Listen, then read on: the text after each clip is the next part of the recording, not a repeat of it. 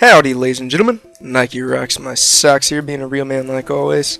And today, I bring you yet another ground-breaking, stunning performance of just sheer magnitude and pure beastliness and any other strong adjective and or verb that associates this gameplay with being superior to, if not all, but all videos, swag. But I digress. I went 123-3 in this game, and I will warn you right off the bat that you're going to see a lot of kill streaks. I'm talking a lot. Like, I mean, this first round was really bad for me. Like, I was playing defensively, and I was just having a grand old time. And then they pissed me off and took me off my streak. So I was like, you know what? I'm just going to take my gun and I'm just going to jam it so far down their throat that their grandchildren are going to know my fucking name, because it's going to be spewing out of their parents' mouth until they crawl into their fucking sad old grave, their dirty sluts.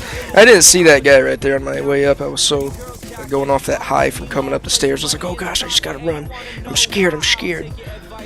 But nonetheless, the MP7, my newfound love, was there for me, and she saved the day. And oh, the first kill streak of the game.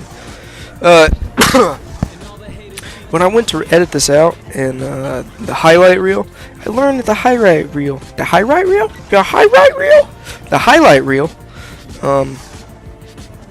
you can alter it so that it saves like certain clips that it rates. I don't know how its rating system works, but when I tried to just get everything from a 1-star and up the game, that was just like in the normal settings, I ran out of like clips halfway through the video because it wanted so many.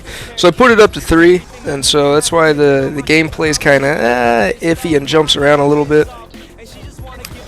But I enjoy it because it shows some of my more badassery moments, except most of those badassery moments are up in the rafflecopters and the overpowered juice cannons. So yeah. So I'm sitting here and I'm watching Chris Smooth. I was going to do one of his dialect little things, but I haven't watched him enough to really know his style, and I don't want to shame myself trying to do this. So, anyway, I was watching this video, and he was talking about Black Ops 2 and replay value, and how he's wanting to try new things. And I'm sitting here, and I'm playing CoD for like 3 or 4 days, something, and it takes me back because I'm sitting here at well over a month in to this game's release, and I'm not really pissed off at it. I'm still wanting to play. I just haven't had time these past couple days.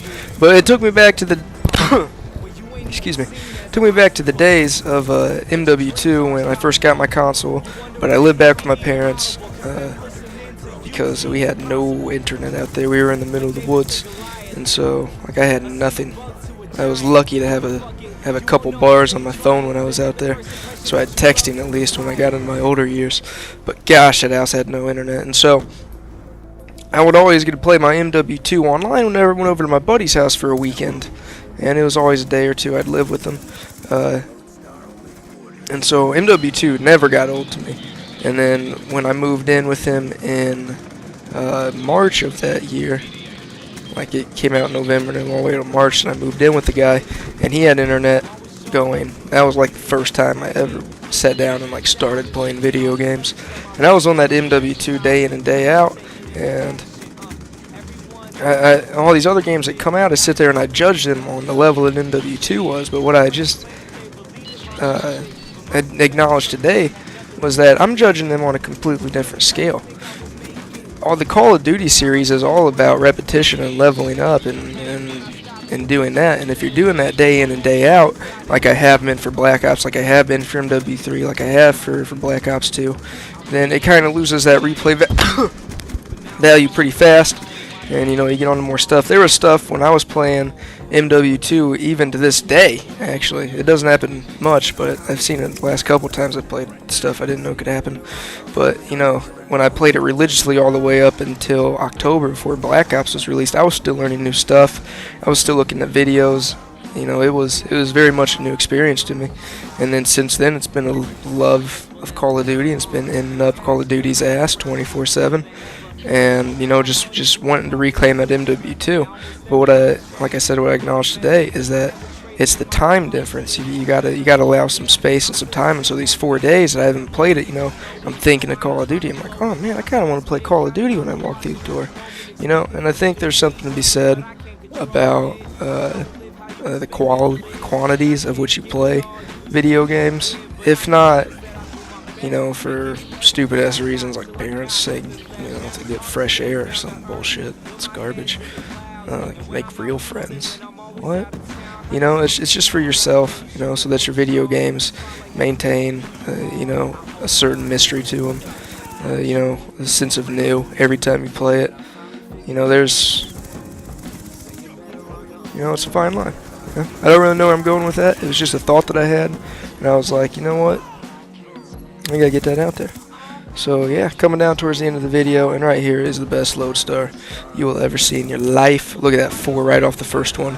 Now let's play the game. How many triple and quad feeds can I get before this game ends in like 10 seconds?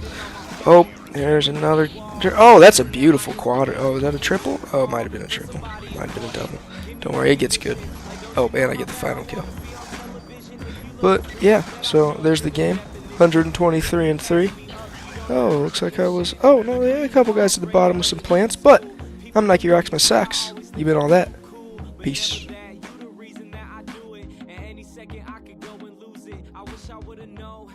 About you then, and I wish you would've known how I feel about you now.